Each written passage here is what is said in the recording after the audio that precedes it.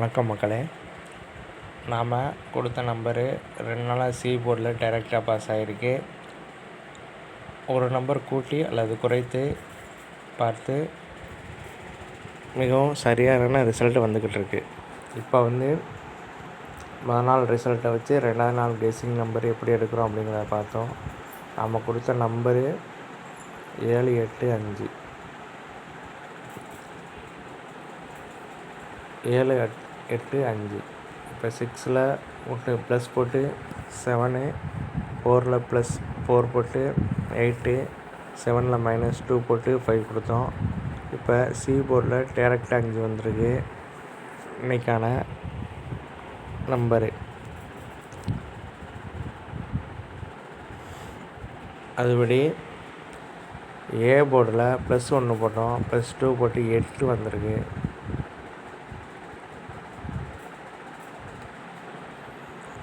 இந்த மாதிரி ஒரு நம்பர் கூடவோ அல்லது குறைத்தோ வர்ற மாதிரி மாறி மாறி வந்திருக்கு.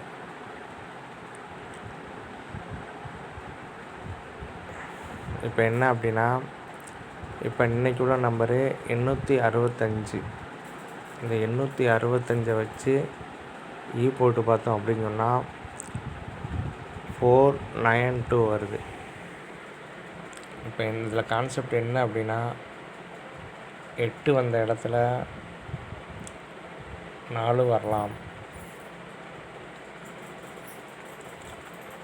6 வந்த இடத்துல அப்படியே தலைகீழாக 9 வரலாம், 5 வந்த இடத்துல 2 வரலாம். இது ஏபிசிக்கான கெஸ்ஸிங் நம்பரு. இப்போ அதே மாதிரி லாஸ்ட்லேருந்து வலமிருந்து இடம் 2வது 4 காட்டுது. ஆல் போர்டு 4 கொடுக்குறோம். நம்ம ஆல் போர்டு 4 4. இப்போ என்ன கான்செப்ட்னா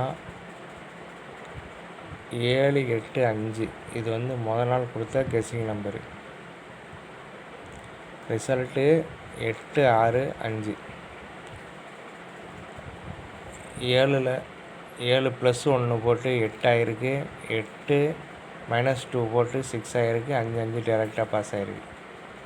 இப்போ அதுபடி தான் இன்றைக்கான கெஸ்ஸிங் நம்பரு 492 + 785. அதாவது ஏ போர்டில் 7 வரலாம் அல்லது 4 வரலாம்.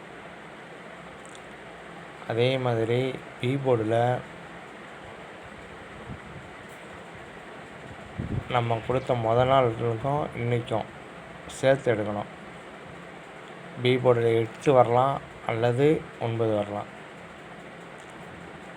சி போர்டில் 5 வரலாம் அல்லது 2 வரலாம். இதுதான் கான்செப்ட்டு. நம்ம நேற்று கொடுத்த கெஸ்ஸிங் நம்பரும் இன்றைக்கி கொடுக்குற கெஸ்ஸிங் நம்பரும் ஒரு சேர வரலாம், மாறி மாறி கூட வரலாம். நன்றி.